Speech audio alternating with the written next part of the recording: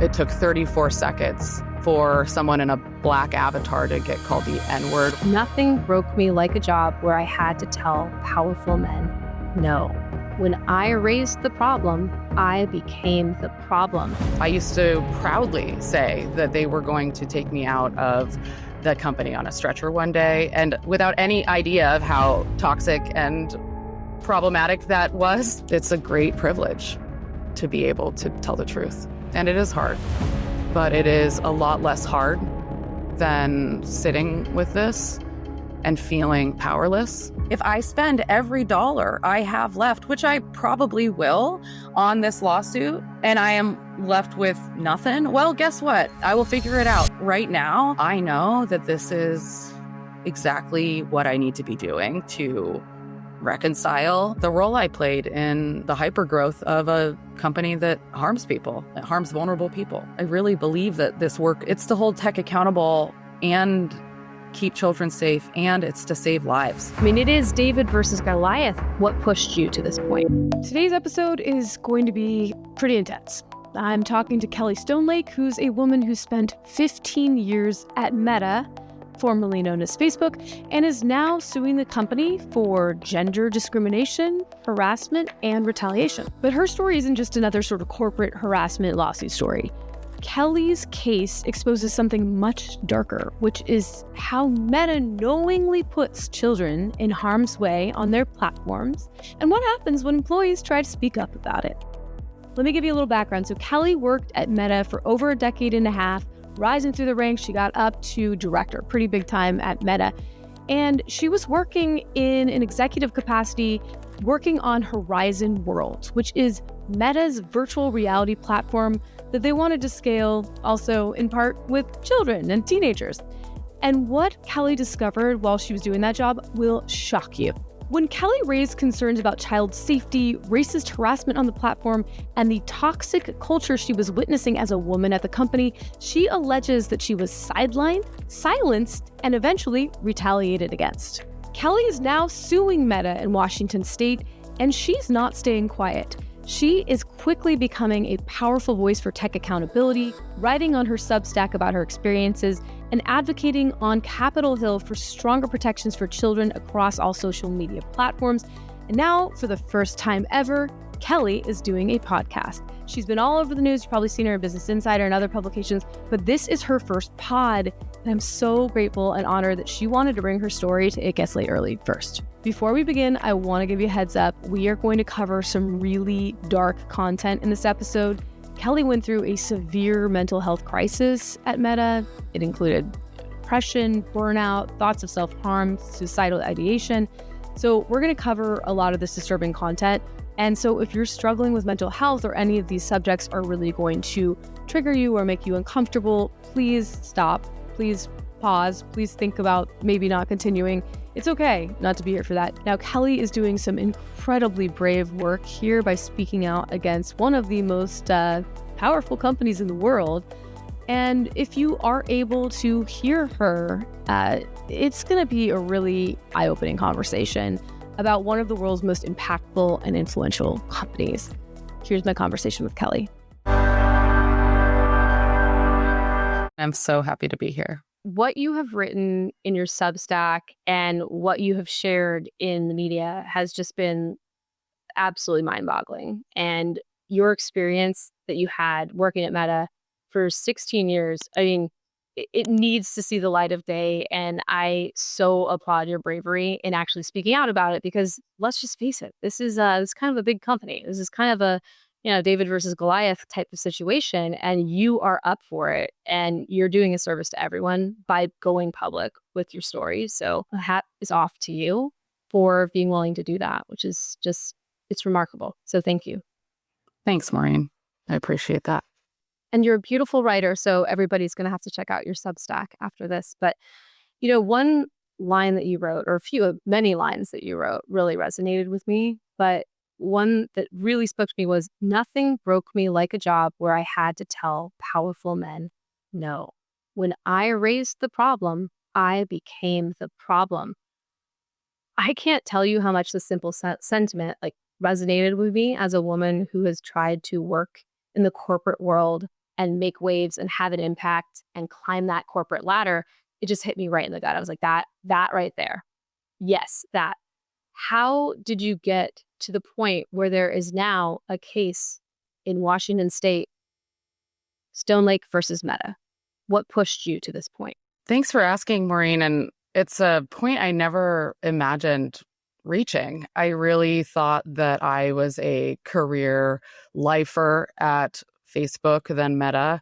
I think most people who worked with me probably would have said the same. I used to proudly say that they were going to take me out of the company on a stretcher one day, and without any idea of how toxic and problematic that was.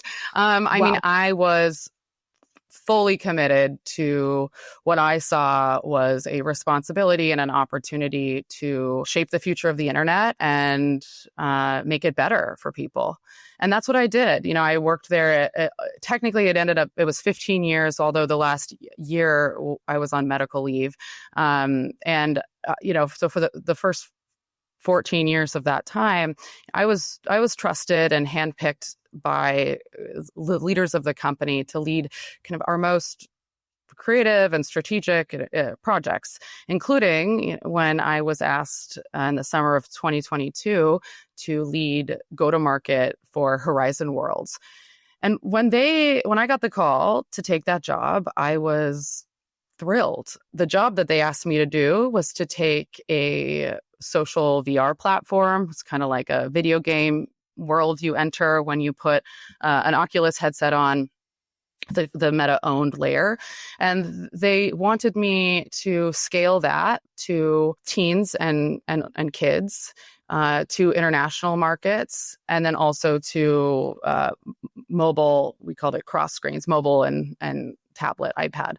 Really, the opportunity was we need Horizon Worlds to be competitive with apps like Roblox that are, Wow. My kids at the time were very popular in my house. Yep, loving playing. They loved Roblox, and I thought this is amazing. But when I got there, I was horrified. I was for a few reasons. First of all, anyone who's done a stint in corporate knows about the listening tour. I started with a listening tour to understand, okay, I've got this new job. I'm going to be leading Horizon go-to-market across, there was a woman that had been doing that job who was actually out on maternity leave, and it was going to be 6-7 months. So beyond the duration of the launch. So I'm staring down the barrel of, okay, I've got to onboard to be prepared to take this product and expand it as I've been asked to. And immediately, when I began meeting with folks in different functions, as well as folks in the product marketing function, which is responsible for the go-to-market, women were in one-on-ones with me in tears in our initial meeting, explaining that in the organization, there is a very small group of men leading it who decide what happens, and that it was really difficult to be on the outside of that group, and specifically naming things like being assigned work and then going to a review and being publicly humiliated for choosing to do the work that was assigned. Or there was a man named Jeff Lynn who ran product design, and his past partner, who is a prominent video game streamer, had published videos about the domestic abuse, emotional abuse she experienced living with Jeff. And yet this is the person that the new women, the women that were newly reporting to me were saying, this person is screaming at me, is telling me my ideas are bad, is telling me I need to stop talking. And I was horrified, but not totally alarmed. I'm taking all this in. I mean, I'm not panicked. I'm alarmed, but I'm not panicked. I'm thinking, okay, there's got to be some layers of misunderstandings here. And it sounds like we've definitely got some people without skills that are making an impact on folks in the organization. We got to set this straight, right? And you would hope. I think the one stop on the listening tour that is an important piece of context to include is the senior marketing leader, and marketing as the function of actually creating and executing the marketing campaigns, which contrary to the name of the role wasn't part of my job, although I was sort of dotted line involved with every business function. Lines. You know how that goes. I love the dotted lines, many hats, all this stuff. Yep. And when I met with her, she expressed concern about, yes, the culture I've mentioned, but also, as you could imagine, with a launch of this size, there was a huge marketing budget, and you can't execute a huge marketing campaign for a product that has a very leaky funnel, right? I'm using all the jargon, right? But a product that doesn't work, right? People were leaving the product and not coming back. Even employees couldn't use the product. And there were all these really challenging quality issues, including the product stability, but also the fact that, and she explains to me, the majority of the people using Horizon are children. That had also been explained to me by the product marketing leader that I was kind of stepping in for as a strategic problem, because it impacted the experience there. You put on your headset and children are screaming at you, and it was disproportionately incredibly racist. It was there was one internal test I had read about when I was onboarding where it took 34 seconds for someone in a Black avatar to get called the N-word or a monkey in Horizon Worlds. Yep. And this, it's appalling. Yeah. So we're getting panicked now, right? Like me too. Yeah. I mean, holy shit. I'm at the point at this point, where I'm starting to feel like concern's not even the right word. It was a disbelief. Like, how did I get in charge of? Oh my God. Yeah. And then by the time I got into the actual room, the leadership room with Jeff Lynne, with the leader, with Vishal Shah, with the leaders of the product who were in this room was all men, aside from executive support functions, which love them, like ops folks, admins folks. Yeah. So important, but not necessarily not the leader.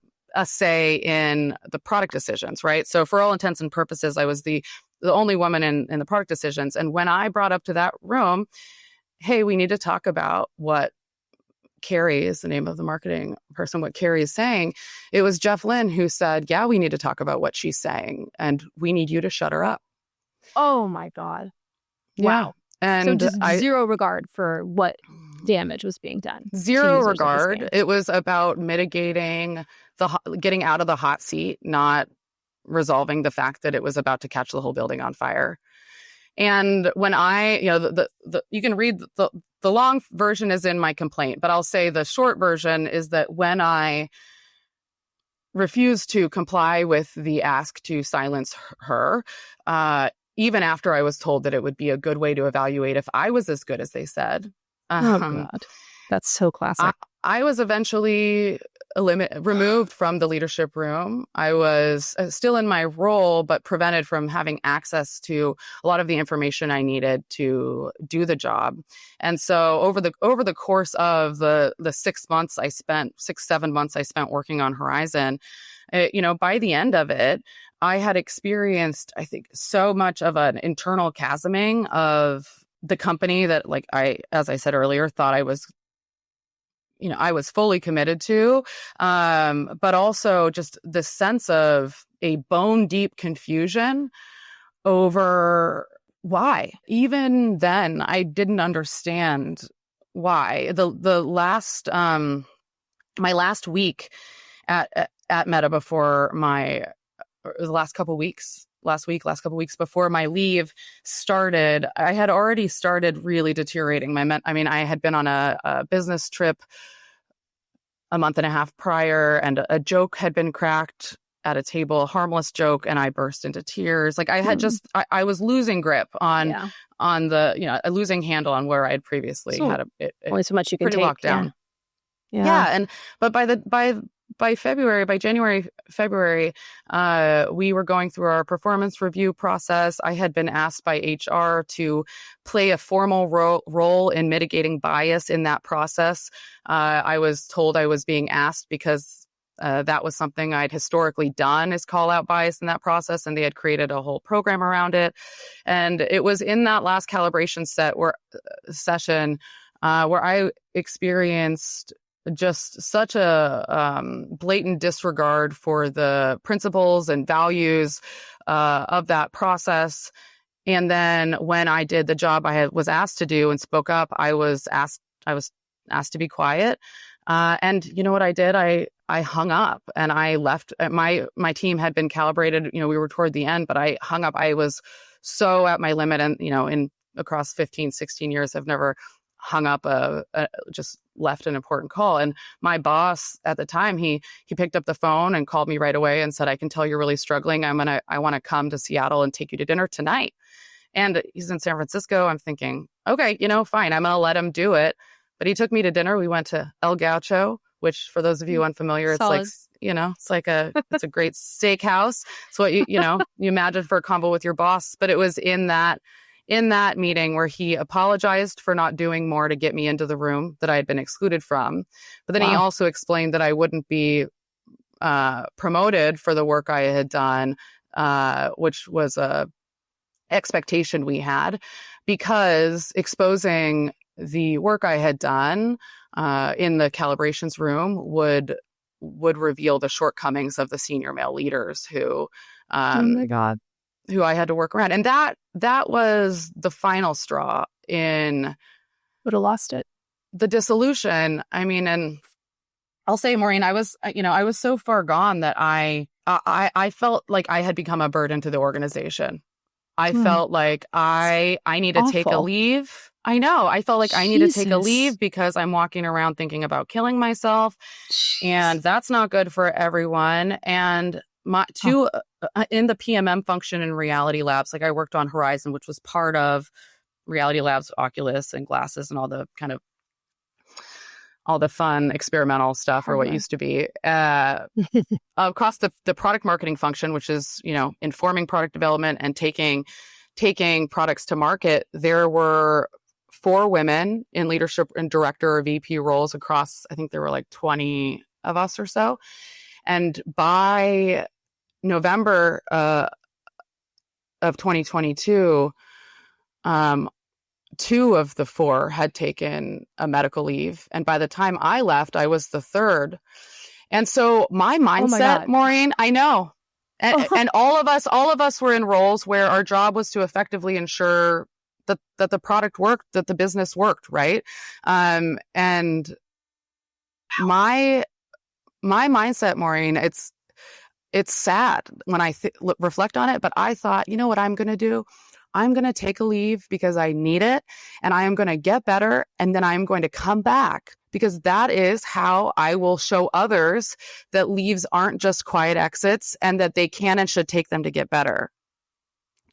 So that was really, to tell you that when even 8 months later, when I got the call that the IC role that I had opted into and my boss had basically held for me to return to, I was like, I heard you talking on an episode about this trend towards senior IC roles, and I was ready for that after all of the bureaucracy, ready just to make an impact. And when I found out that role, that I was getting laid off, the grief I felt a little relief in some ways, because I had started kind of coming to terms with the significance of this. But the grief I felt about not being able to return to be an example was still so significant. And I look back at that, and I look at all of it, and I just think, wow, what evidence of what a strong hold this company had on me. And it's a story. It's a cautionary tale for companies, but also for all of us that are a part of them, to know the risks of being a part of an organization, or of trusting an organization's promises, and of buying into the blurred reality between work and personal life and what that means when your work life severs. God, it can really be so disruptive to a sense of self and to your self-worth. And my heart just breaks for you thinking that you were like, I'm going to be that example. I'm going to be the one that's going to come back and going to show that we can take care of our mental health and that we can still come back and deliver and execute and kill it. And you didn't even get that chance. And you were doing it to set others up for success. And I guess to find out that that contract was fundamentally broken between employee and employer, and one that you loved so much, one that you really wanted to build, frankly, a lot of your identity around and your future around. I mean, that is just like nothing short of gutting. And I think that, whether it came in that sort of a fashion, which is incredibly traumatic, or more of the, I suppose, typical way where people are getting the rug pulled out from underneath them and getting laid off after many years of service and, without seeing it coming, or, even worse, again, meta way to go. They, fired a bunch of people and said it was for low performance, but a lot of those people reported that they actually were high performers and had, or had come back from leave or had just had a baby or whatever. This sort of job loss can be so incredibly destabilizing. And it can push many people into depression, frankly, and overwhelm and all sorts of really terrible, horrible scenarios, right? That then have, of course, an impact that really radiates outward from the one person into their families, into their wider communities. And that's what we're seeing happen at scale right now. But yeah, that is so true, Maureen. And that's been true of my experience too. And I think an important thing to mention there that I didn't understand 3 years ago is that those of us who are neurodivergent are at a greater risk of cognitive deficits, of loss of function, of loss of skills. I'm autistic and have ADHD, and I really experienced a significant and shocking loss of my ability to, at the beginning, speak, get out of bed. And that is such a confounding experience that takes, I've experienced like a life of depression and anxiety, as many neurodivergent people do, and it didn't compare to no longer having the tools available to me that I used to get through situations, and just being left with literally nothing to do to get through the pain and the overwhelm. And I didn't know. And so there's a psychologist named Dr. Megan Anna Neff who does a lot of research into autistic burnout. And I think it's just a resource that I want to make sure to recommend. She's got workbooks and guides. And I think anyone who's neurodivergent and thinking about how am I taking care of myself to protect myself from the world, and the invalidation that's going to come from the world, I find that to be a really helpful resource. But sorry, that was a bit of a side quest in and of itself. No, I love a side quest. I'm ADD, so we're good. Great. We're in good company. But I feel like neurodivergents are so misunderstood and given a bad name and seen in a bad light, when really, honestly, some neurodivergents are among the most fantastic entrepreneurs and corporate employees around. They have such a spark and a creativity, and it's really, for me, it really underscores the value of having a diverse team, right? With people who have different strengths and weaknesses. I mean, you're never going to put me on an Excel spreadsheet. If you do, you're going to get some absolute trash back. So like, it's just, but I could go interview someone for you. I could do any other thing that's in the realm of creativity or connection.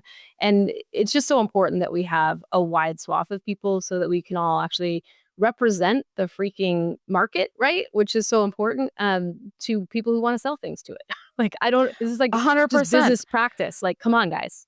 So you'd easy. You'd think it's the basics, but it's not. And I think that's, it was in January of this year that, Mark rolled back DEI at Meta, God. as did so many other corporate leaders. And I... Air quotes there on leaders. Leaders, air quotes right there. Chef's kiss. I found that to be really sad. I mean, that's an understatement, but because in the context of this case, it's a story that really goes to show why diverse voices matter, why protection for those who are systematically discounted and treated differently matters.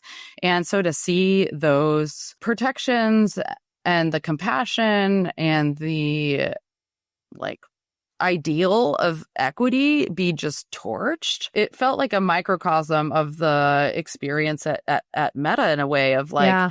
there are all these things that I believed, and I not only I nodded along when you taught me about the importance of these things, but I then like internalized that, and I believe in the importance of equity, and I have seen these proof points, and now you're saying no, actually this is not necessary, when, well, you told me for 15 years it was a business advantage, and I watched it be a business advantage. I mean, we had Yes. and you know, in the creative shop, there's a woman named at the creative shop at Meta. There's a woman named Jen Barrett who started an initiative years ago when we worked with entertainment clients to increase representation in film and TV of diverse storytellers, and she proved that stories with representation were better for business. I mean, in the creative shop, we were building the proof points like that left and right. And so for any organization, but especially Meta, to denounce it is recklessly irresponsible. And one day we'll have a list of, you know, just like we did in the 1930s, there will be a list of the organizations that went with the times instead of with humanity. Right. It's a moment where your actions show what you really care about. Like there, no more performative politics. Like so much of what you just described at Meta was obviously those like inspirational office posters that was all bullshit. They didn't actually mean them. And we're seeing that, right? I've got one right there. What would you do if you weren't afraid? Love that. Well, I think you're I'd doing file a it, lawsuit. and, yeah, exactly. File a lawsuit. Tell your story. You to the know, world. and I am afraid, right? It was scary, and I am done turning my anger inward.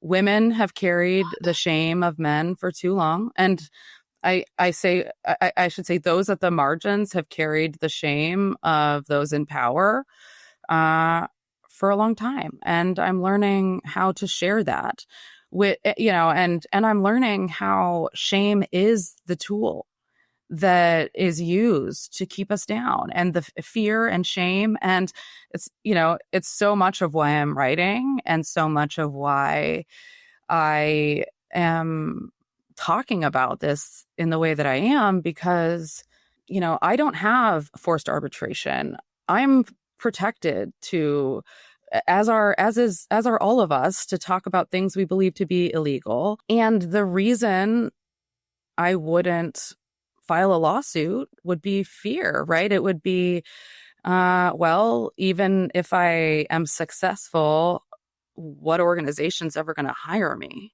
Which is a really sad tension to weigh, when, like, what organization wouldn't? I mean, I was an exemplary employee for 14 years, multiple redefines expectations ratings. I was promoted from a IC2 to a director before I was 30, right? Like, I have a lot of privilege in that I have a really strong career history to point to, but that wouldn't, you know, I would get blackballed if I had the capacity to work in the same way I did. Let me tell you this: no one's reaching out to me to hire me. That's not happening. God, so depressing. So true. But for me, this is the price we pay. Yeah, and I guess that I want to encourage folks too that, like, it's not the end of the world. You talk a lot on your podcast about fractional roles and portfolio careers. Yeah. And while it's true that I was very sad and surprised and not a fan of being laid off when it happened. I'm at a place now where it's like I don't have the capacity to go back to corporate and do the amount of guessing and inferencing and tolerating. I have a hard run in at the PTSA and I have to cry for like 3 hours. That's where I'm at these days. It's not worth your peace. No job is, right? It isn't. So we have to feed ourselves, but that sort of an environment, at this point what corporate employment is at a lot of these entities, Meta especially, right? We understand that. And a lot of us, I think, whether by choice or not, are saying, no, we're not going to do it anymore. And I think we're about to encounter sort of a new world where people are making very intentional choices about where they go.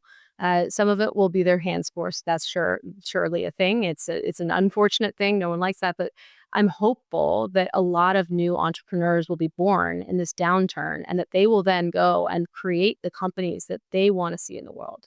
And so that is my hope. I need to cling to something. I'm going to hold on to that for all it's worth. But corporate at places like Meta, we see you. We know who you are now. And when you have someone like you who is doing something that's just plain the right thing, when you see a product efficiency that creates racist situations for players who are often children, and when you call that out and that's not a safe action to take, we have a problem. That is outrageous. And I want to ask you this. Do you think it goes back to pride, just hubris of the leadership, not wanting to admit that they did something wrong or they built something that could have unfurled the situation, not having had the foresight to have seen it coming? Like, what do you think it was that stopped them from actually addressing it? Because it's unconscionable for them to have let it persist and to have nailed you for speaking up. It's a really good question.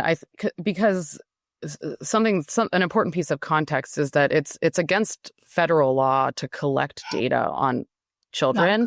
Yes. And so all of these kids using adult accounts, this was also a flagrant violation of COPPA. And so I've thought a lot about the why or how, as I think a lot of folks do. And there's a few things. One, I think about how there are so many good people working really hard in places that are creating products that cause a lot of harm. And I think that I think that tech attracts people that take a high degree of personal responsibility in everything they do, right? Where we're self-starters, we're action-oriented, we like to solve problems. And so when I both believed the posters on the walls, when I've had a lot of really positive experiences at Meta too. I had years of turning down money for the sake of a better experience for people. I've seen some of the most touching examples of humanity. I've had some of the best bosses, right? But I think that once you start hearing, I can remember hearing about Myanmar when I worked there, which, was the UN later determined Meta to be culpable in a genocide. And so horrific. I'm ashamed to say, but when I heard it, I think I had by then had enough experience with the media being so critical of Meta and a lot of what was in the media not really being accurate. And I should have looked more. I should have cared. I should have investigated, but you get numb to criticism. And I hear that. I know there are I trust there are other people in the organization who are working on that. I'm going to focus on what's right in front of me, which is back to that personal responsibility. I'm going to focus on my part because I know that this isn't a company that would stand by that. So if that's happening, it's getting handled. Addressed. Right. It's handled, just not by you. Yeah. I can totally understand that perspective. I think that as we progress in our careers, there's this invisible transition that happens where you step aside from the veil of ignorance, right? Whether that ignorance was genuine, like I was naive, or whether it's performative ignorance, at a certain point, you have access to the information, the decisions, the issues, and you have to begin making the choice to ignore, to knowingly proceed despite the harms despite the cost of the product you're building. And I'm not sure with Horizon where that line exactly was. If the men working directly with me who, either kicked me out or stood by that decision, did they see me as a barrier to growth? I think possibly. I think that possibly they're thinking, this is our shot. We have to be successful. And yeah, there's kids on the platform. Yeah, we have performance issues. But, again, I'm imagining what their perspective might be. But it's like, yeah, we have these issues and we'll resolve them. Like they will be resolved. And then see me as someone who maybe just doesn't get it and is out of sequence or whatever the justification not moving is. Fast or breaking things, right? That's right. But then they deal with it by kicking me out of the room. And then Mark Zuckerberg's calling for more masculine workplaces. So appalling. It's so ludicrous. It is. I mean, prior to leaving on my medical leave, my Hail Mary was reaching out to Andrew Bosworth, who's the CTO of Meta and also the head of Reality Labs. And he and I go way back, and I trusted him. And I said that this was the worst place I'd ever worked as a woman, that I was worried that the culture was going to prevent us from being successful. And the call for more masculinity has come since then. So, I'm speaking out because it's important for companies to start taking accountability, both for the ways they treat those who work in the company, but also for the impact of the products that they build on those outside of the company. And those most likely to get hurt are the most vulnerable, right? It's kids, it's those who are less informed, those who are otherwise at the margins. I'm kind of going through all of these examples, and it's a real shame to me to be a company who can fly drones over Africa on the promise of giving people access to Facebook and the internet, but can't figure out how to make a VR video game safe for children to not be interacting directly with predators. We have to stop nodding along to this stuff. It doesn't add up. And for as data driven as tech claims to be, for as evidence driven as the tech bros are, these are not data driven decisions. Rolling back DEI is not supported by data. It is supported by bending the knee and appeasing to those in power.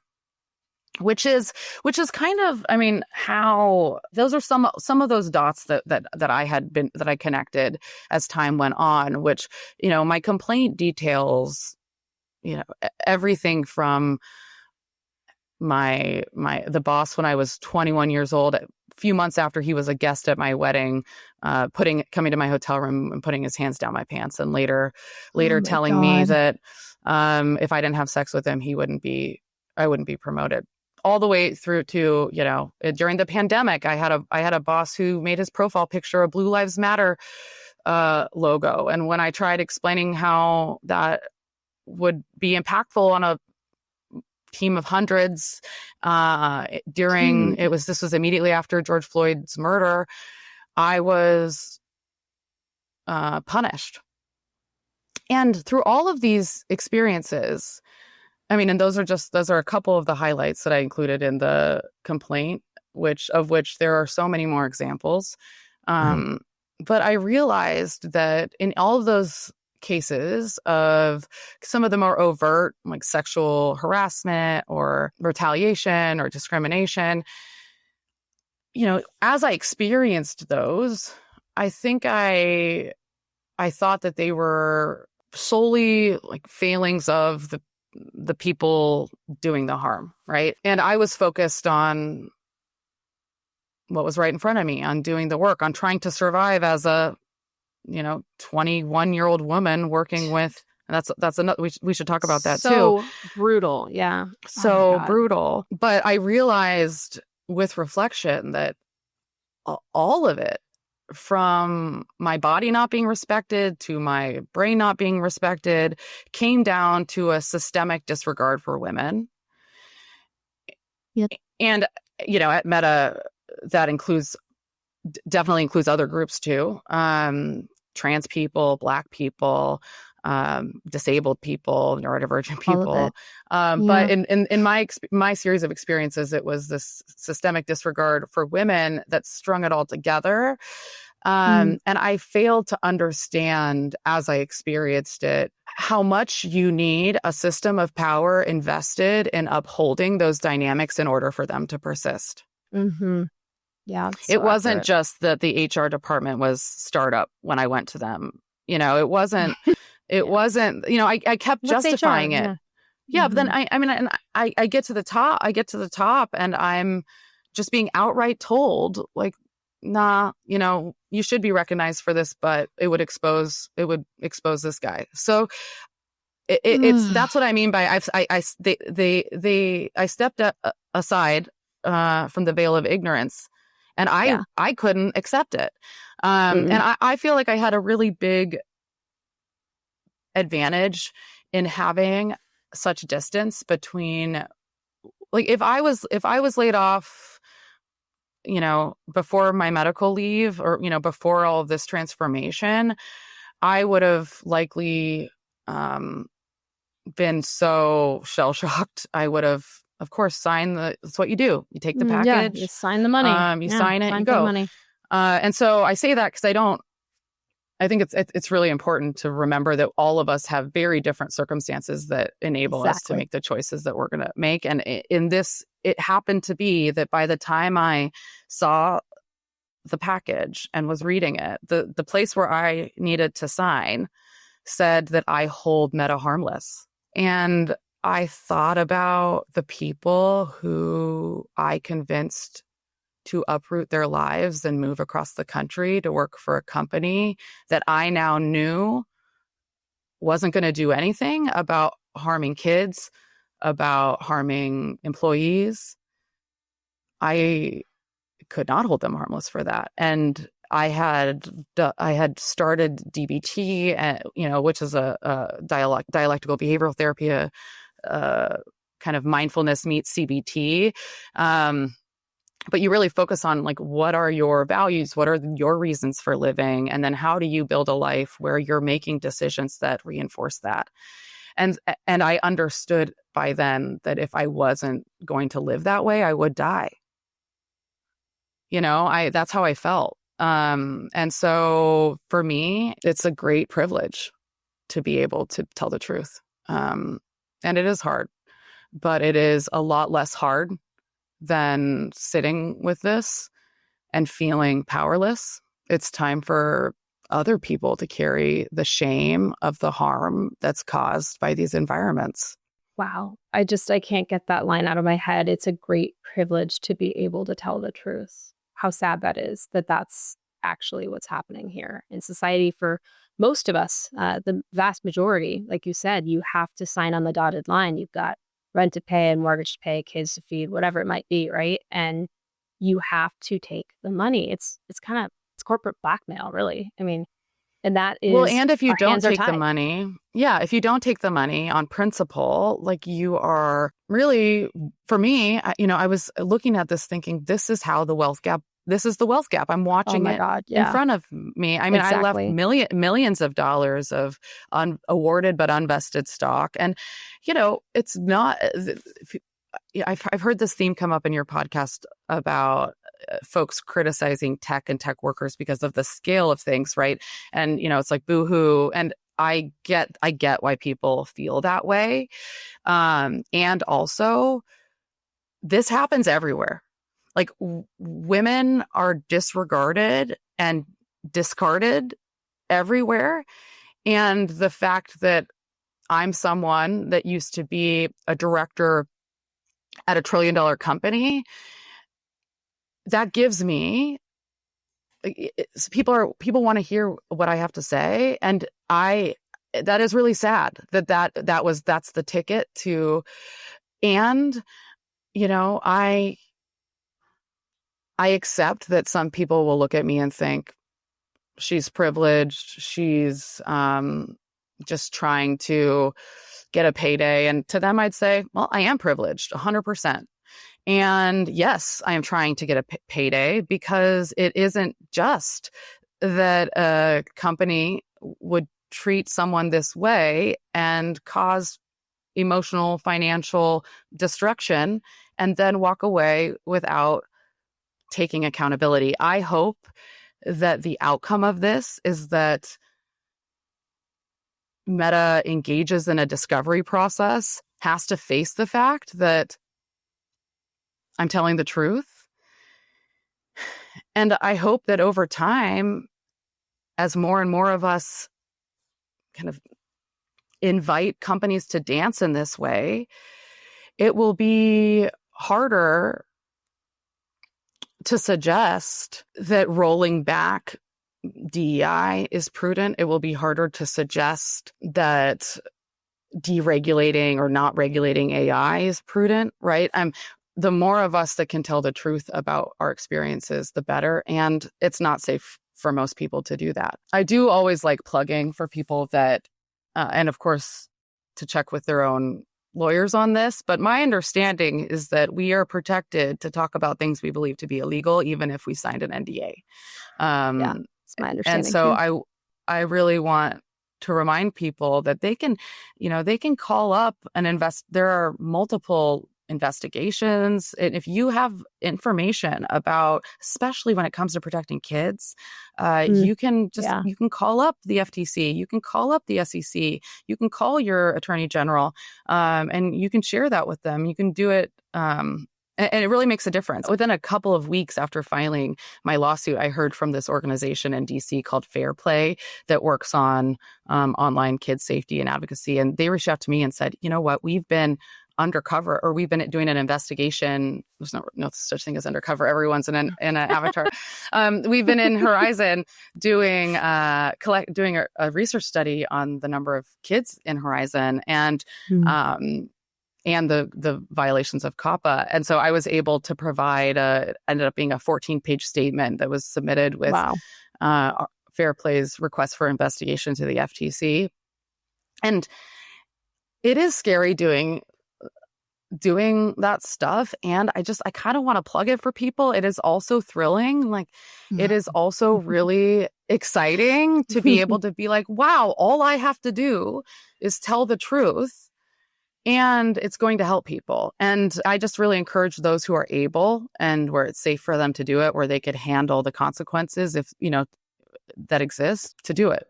I love that. We need a lot more of that in this world. So something I've observed in corporate is occasionally you can have this sort of leadership stamp of approval, if you will, like this performative representation stamp of approval. So if you have this like very, well-known female leader, for example, and she might be named Sheryl Sandberg, for example, like that sort of serves as like a beacon of hope and like a signal that like all is well here, nothing to see here. And I know she came to the organization around the time you arrived. What was your perception of Sheryl's impact on the organization, specifically for women? Wow. Yeah, such a good point that pointing to representation is the favorite move sometimes. Check it exactly. out. Yeah. Exactly. Which is, I have that's actually what Voz said to me when I reached out and said, this is a problem that needs to be but Sheryl's here addressed. Yeah. Well, it was he pointed to the number of women on his staff. Love that. But on Sheryl, she joined the company just before I did. I think in 2008. I joined in 2009. So by the time I got there, Sheryl didn't have celebrity or wasn't widely known. But within the company, she brought that presence from day one she's been the same since day one that I've observed her and worked with her we are going to up our game here and be relentlessly in pursuit of excellence and not accept anything else. And people fell in line behind that vision. And when I think her being there, that especially as she approached and launched Lean In, it had a huge impact on the company. And as a young woman, I was 20, 7, having my second baby when Lean In, or I guess my first baby, had my first baby when Lean In came out. And I was just so excited to have this perspective and permission, and just to see someone engaging with and talking about it, about the issues. And I am first, I'm first in line to criticize a lot of what that book has to say. Plenty is there, but yes. And at the time, no one was talking about it. Exactly. And so I think it's both. But what both. I noticed was a sudden drop in overt sexism at the company. So the culture did change. There was, I owe to Cheryl weeks, probably over time, in anti-bias training, in allyship training, in trainings about privilege, in workshops. I mean, it's Cheryl's influence, I believe, that contributed to what was a thriving DEI function for a really long time. Whether or not that was because that was her role and it was to gain power, or because it was genuine, I don't know. But I know that I benefited a lot from it. But the thing I have realized only in hindsight is that, as I was talking about how, I talk about how systems have to exist to reinforce these power dynamics. Status quo. Yeah. Yeah. And I just realized, wow, I wonder, and now I'll say I theorize that as the overt behaviors became less acceptable, it strengthened the insidious pathways by which discrimination and disregard, it increased the anger toward women. It increased the resentment toward women. And just went underground. Yeah. Wow. Mm-hmm. Wow. That is a very difficult thought to contend with, how tragic that would be. Wow. Yeah. And it's insidious. It's insidious. And I'm thinking, Maureen, about how when Mark rolled back DEI, there were quite a few, maybe 4, 5, 6 female senior leaders who had left the company.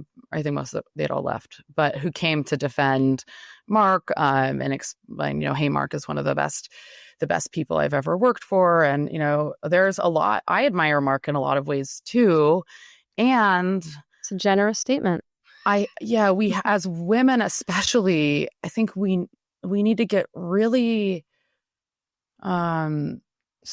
suspicious of being asked to speak for a marginalized group to mitigate concern over oppression, right? Because I know most of those women. And I believe that they probably did have a really great experience there. Maybe they stayed behind the curtain of ignorance the whole time. Maybe safer there. Yeah, 3 years ago, 3 years ago, they asked me to write an internal essay about doing the next right thing and corporate resilience. Get out! You're kidding me. No, so it's a really great essay. Actually, you know what? Sure, I know it is. You should publish it on your Substack. I know, that was the thought. I was like, I need something this week. Oh my gosh, to show the swing. Wow, how times change. Yeah, right. And so I find it to be really sort of sad. I'm thinking about Cheryl, and I'm writing a note and saying, whatever, I forget exactly, but she sent a note of support to Mark when he was under fire for the masculinity comments. Oh, well, again, quite. Yeah, they had what I can only assume was a press arranged threads exchange. I think it was. But oh my gosh, that is so obnoxious. I bet you're right. That is, I'm sure, accurate. Yeah. Well, and there was a time when I would have done anything in the name of what I thought was right, even if that was coming to the defense of someone who I believed was being really misunderstood. But I'm glad that time's gone, because now what I stand with women and with those who have been historically marginalized and which includes, those of us as we get older in our career, those of us who are different in any way from those in power, I would rather stand with them. And I hope that that is where my deference goes moving forward, to consider the perspective, the cost to speak out when you're not in power, and how lonely and isolating that is. And then to think, why does, a company need me to come to its rescue when it doesn't come to ours when we're similarly crises? Cheryl's such an interesting conundrum for me, because like you were saying, there's so much of what she did in speaking out on behalf of working women in Lean In that is like a net positive. But then there were also all those like underlying problematic aspects of it, which had to do, of course, a lot with like privilege that she had, and, not having the same shot as others, and so on and so forth. But like, I think we're so quick to just completely like denounce things in this society. And I'm like, maybe we need to give it a little grace. Like, this is like incremental progress. We're having more conversation. But then when you mentioned the whole like going underground of misogyny thing, I was like, well, shit. Like, let's hope that's not what actually happened. But I think I struggle with, I don't know how it's not easier for us to think of DEI and inclusion in general as something that's like for everyone, because as you mentioned, right, and as we talk about often on the show, like ageism gets everybody. That's like one protected class characteristic that's going to go across all swaths of people. And at the end of the day, like the systems in play, I mean, do you think, for example, like the guy, I forget his name now, Jeff or Lynn, right? Yeah. Like who was saying like, let's squelch this. Let's like tamp this down. Like make sure this doesn't get out, doesn't leak. Like he is part of a system. He's in power, right? Like compared to a lot of people, right? But he also is trying to play a game that's part of a system that like he maybe didn't sign up for either in a way. Like I'm in no way, shape, or form like giving allowances to him. Like what he did was pathetic and cowardly. But I will say, like, he was acting that way out of self-preservation, presumably. I have no idea what was inside his board. And, I think it was an absolute dereliction of duty to neglect to do anything about what was happening on his watch. So I'll say that. But I think it's likely that he was playing a part in the system of which he's a part that he did create in order to preserve his seat at the table. And this is how people in power act, and it's how the system perpetuates, and it sucks, and it's awful for everybody. And so I wonder if like we could talk more about this in a way that's really targeting the system and not feeling like an attack against people who are in power. Because frankly, like we need white guys to give a damn about this. Like we need them. They are in large part the people in power in these systems. And so we want to pull them along. We want them to give a damn about other people not similarly situated, but also like recognize that what they're playing a part in is not exactly awesome or optimal for them either, if that makes sense. Did I tie the bow on that? Yeah, completely. And I'm so glad you mentioned that. No, I'm so glad you mentioned that, because it's like I'm not suing individuals, right? The system that allowed this toxic environment to happen was Meta, and in fact, I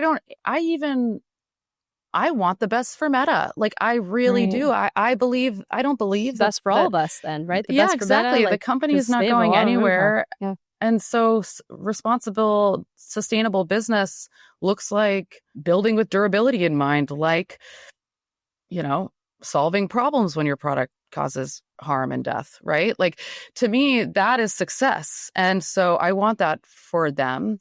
But yeah, I mean, being a part of the system, I think the boss that didn't support me back into the room and then eventually told me that that he couldn't recognize me for how it would expose other male leaders. He is one of the most exceptional people I've ever worked with.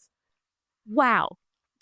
I almost am brought to tears, the degree to which I respect this person and consider him to be excellent at his craft and at management. I mean, until then, like right? Like Wow. not even until then, outside of this. And I really, I don't know. we'd have to ask him. But if I He's were welcome to come on the pod. yeah, if I were Jeff, to come on. guess, no, that Jeff wasn't my boss, but Oh, okay. fortunately, in that experience, because I think folks that were that didn't go great, but I think that he actually thought he was helping me by explaining to me that, even when I was like, He what, probably what, did. he goes, Kelly, like, I'm gonna trying to save explain, you this from is kind of how it yourself. works. Truly, I mean, I think he was Wow. helping. I think he thought he was helping me, and that, like, Wow. it's people like him, and even prior to the January stuff with DEI and with free speech, the reasons why I wouldn't file a lawsuit, in addition to feel like the shame, my own personal shame of like, gosh, you're going to expose my mental health, all of my stuff, is like, I love these people. Like, I love that manager that hurt me. I don't want to hurt him. I don't find any pleasure in doing that. I don't find any pleasure in any of that, because I agree with you, Maureen. Like, I agree that there is a system that requires profits and growth to be put before people, both inside and outside the company. And that is just naturally going to burn those with less power and privilege. So well put. So much more eloquently put than I just tried. I was like, I'm pulling it together. But I'm so glad you asked. Well, it just, I'm trying to, I'm an empath, and I'm trying to lead with a little bit more curiosity rather than, like, I don't know, indictment. But like, I don't think anyone there was sitting out there thinking, I want to make Kelly so confused internally that she wants to kill herself. Like, I don't think anyone thought that. I don't think anyone thought, yeah, let's collect all this data on kids and use it nefariously. But it doesn't matter. Like, first of all, it doesn't matter whether they thought that or not, but these actions cause harm, and there's not there. We need to have accountability. Yep. And so, I'm looking for, I'm grateful to be a part of that convo. And you had mentioned age just now. And in addition to all of the unique challenges that come with aging as a woman in a corporate environment, I wasn't expecting this dynamic, which of course seems so obvious as I say it, but the more senior men got, the less open they were to being challenged. So, maybe as a, mid-level employee to a mid-level peer who's a man, I might say, hey, here's my concern about X, Y, and Z. And they're not holding the bag. I'm not holding the bag. Our boss is. And so it's in his benefit to listen. We need the best outcome. We're behind the shield of ignorance, the veil of ignorance together. Eventually, though, like, they get to the place where, oh my gosh, they're holding the bag, and where being challenged might mean having to really step back and think, shoot, am I doing the right thing? And when culture gives you the ability to just shun people who inconvenience you, why wouldn't you? Without any check, well, let me come up with some reasons. Respect, decency, kindness. Yeah. Right. I guess I could come up with a list pretty quickly. Yeah. But I think it's just like, oh yeah, of course that's what happens. Yeah. If you don't have the title, you don't have the respect, right? It's like, and to their credit, like, back to the empathy piece, like, everyone is absorbing so much. We're trying to do our best in the roles we've been given to a certain degree, right? Yeah. And so, it is true. The pivot toward DEI did ask for a big shift in the way we work. And I think that there are a lot of people that carry a lot of unprocessed resentment about that. And that as that turn comes back around, are kind of getting their emotional needs met by protecting themselves in a way that might discount the humanity of other people and the responsibility of the organization they work. That makes a lot of sense. Yeah, that resonates. We were talking about the experience of joining the company as a 21-year-old. I'm 38 now. And, I was 5'10" with double D's and long blonde hair and wore a size 4. And I was totally naive and ignorant to the ways with which I would be written off before I'd ever even had the chance to speak. Sucks. And so I developed a bit of a complex, I think, about my age, about the way I looked. I tried to, I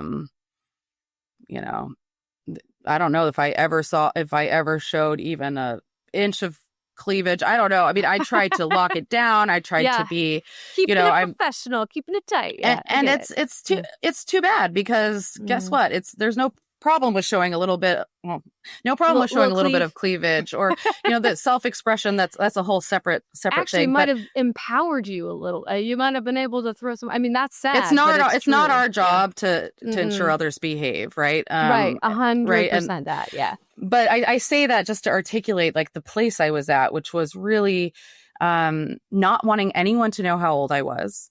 Interesting. Like people did not, when it was my birthday, and my coworkers would want to get me a cake. And I mean, I graduated college early, so I was just ahead. I was younger than even, you mentioned the Running young start. culture there. People say, oh, I remember at the company when I got there, and they would always joke about the average age being 25. And I was like, I'm 21, 22. Like I feel, like, and at that age, you feel like a baby. And so there was a period of time. Yeah, you are. There was a period of time where I just really focused on hiding that and obscuring that.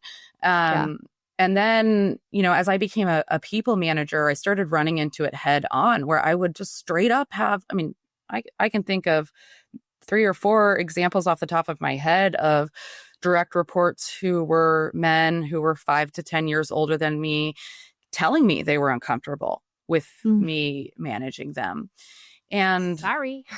I mean, like, what do you want me to do? Right. Like, and I think I was really good at trying to make space for that.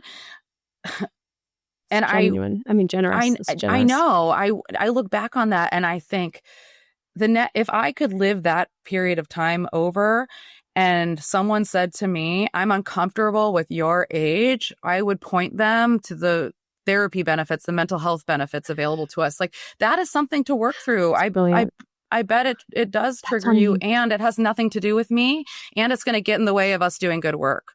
Of course, I would point them to those resources after hearing from them and so forth. But it's just like you can make space for it, and then you can let someone else carry that discomfort.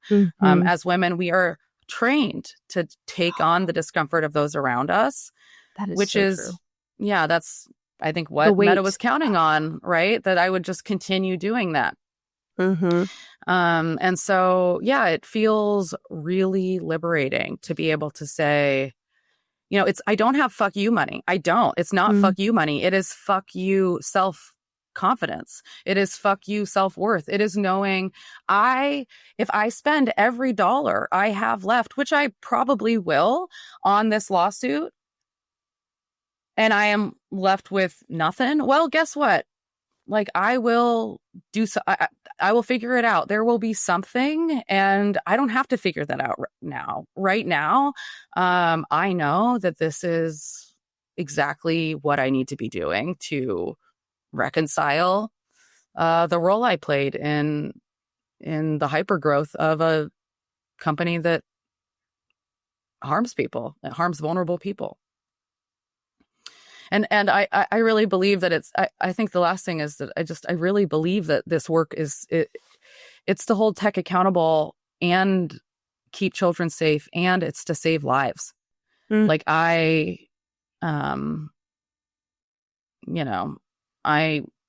carried around the crumpled up study on outcomes for kids whose parents die by suicide. Spoiler alert, it's better to be a shitty parent than to die by suicide as far as outcomes on your kids. I mean, I really experienced this. Yeah, this, had I not had the resources I do to get so much support, to be able to bring people into my house to help me when I couldn't get out of bed, to bring childcare in. Like, I wouldn't be here. There's no way for me to reconcile silence when, well, I have what I have. I have my health and my life because of my privilege. And that's that. If that doesn't, I don't know about you, but that really fires me up, because that's not just. It's not just. Yeah, it totally does. And very different scale, but like, doing the show was part of an acknowledgement of my privilege. I was like, I'm at the time under 40. This is something that matters to everybody breathing on this planet who happens to get above 40. As I later found out, it also impacts younger people too. Ageism is very real for them as well. But I was like, I'm lucky enough to be able to be in a position where I can talk about this openly, and damn it, I'm going to do it. And I had the same questions, like, what am I going to do? How's this going to work out? And I just powered through with this innate sense, like, I will figure it out. I love how you put it. What you're doing is so critically important, Kelly. And the way you are bringing people into your world via your incredible writing is just, it's the most powerful thing. And we owe you a debt of gratitude, because our kids and the future, like, really does in large part depend on what these massive tech entities do or don't do. And that is a terrifying thought to me, because so far they've demonstrated they don't give a fuck about anyone other than their shareholders. And that is bone chilling. And we need people like you willing to stand up to them and speak the truth in order to get us even a shot at a better outcome for the sake of our freaking kids. I mean, like, this is critical work. So thank you from the bottom of my heart. It is so impressive that you're out there. I mean, it is David versus Goliath. This is that sort of a battle. And I mean, a lot of people, even if they did have the means and the wherewithal and the fortitude to fight it, a lot of people would walk away and not do it. And you're doing it. And so I really applaud you. Thank you, Maureen. I really appreciate that. And likewise, I had the same thought about your podcast and the work you're doing, that it's a nice. Real, if you can and you're willing to, you should. Maybe that's it. We can't let it go. Yeah, I have to do the right thing here. And that's not to say every single decision I've ever made is right, or that there's not mistakes I've made, or, like times when I haven't. Yeah, exactly. Times when I haven't, but I feel just really grateful for the chance to make the next right choice for myself. I think it's amazing. It's amazing. And I have every reason to believe you're going to land on your feet and build a future that would have been, it's going to be far better than what you would have had you stayed in corporate at Meta, dealing with all that you were dealing with, right? And you're going to leave your mark in a really beautiful way. So thank you. Thanks, Maureen.